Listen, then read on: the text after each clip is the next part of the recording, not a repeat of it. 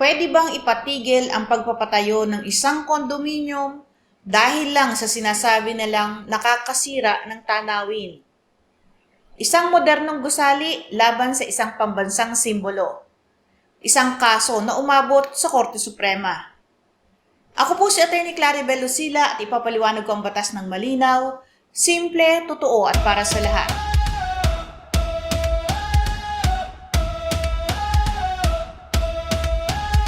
Taong 2021, binago ng Korte Suprema.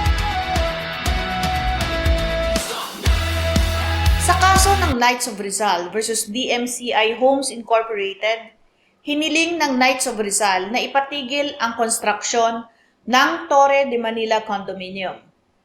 Ayon sa kanila, ang gusali ay sisira sa sightline o tanawin ng Rizal Monument sa Luneta, isang pambansang simbolo na may malaking kahalagahan sa kasaysayan ng bansa. Iginait ng Knights of Rizal na ang Rizal Monument bilang isang pambansang kayamanan ay may karapatan sa ganap na proteksyon ng batas at ang pambansang pamahalaan ay dapat pigilan o itigil ang anumang gawain o aktibidad na naglalagay sa panganib sa pambansang pamanang kultural. Sinabi pa nila na ang gusali ay isang nuisance, isang bagay na nakaka-offend sa damdamin ng mamamayan. Ngunit sa kabilang panig, ipinakita ng developer na sila ay sumunod sa lahat ng legal na requirements. Meron silang zoning permit, building permit, environmental compliance at iba pang kinakailangang approvals mula sa gobyerno. Wala ring batas na tahasang nagbabawal sa pagpapatayo ng gusali sa nasabing lugar. Dito pumasok ang mahalagang prinsipyo ng batas. Ayon sa Korte Suprema, ang isang gawain ay pinapayagan kung ito ay hindi ipinagbabawal ng batas. Sa madaling salita, kung walang batas na nagsasabing bawal, pwede itong gawin.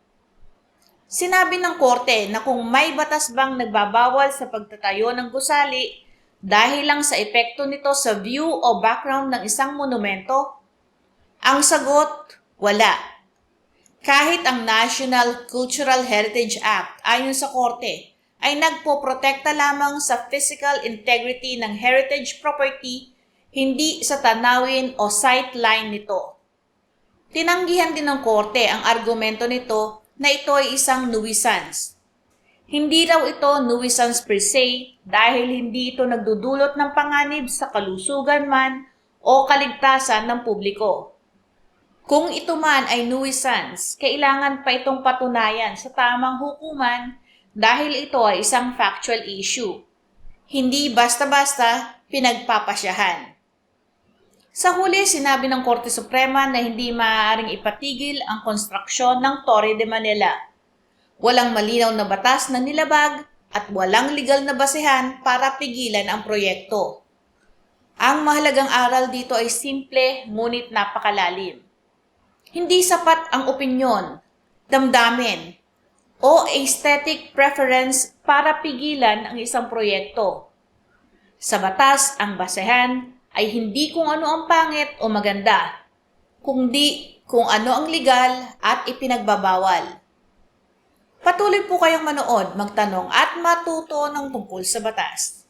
Magandang araw po, ako si Atty. Claribel Lucila.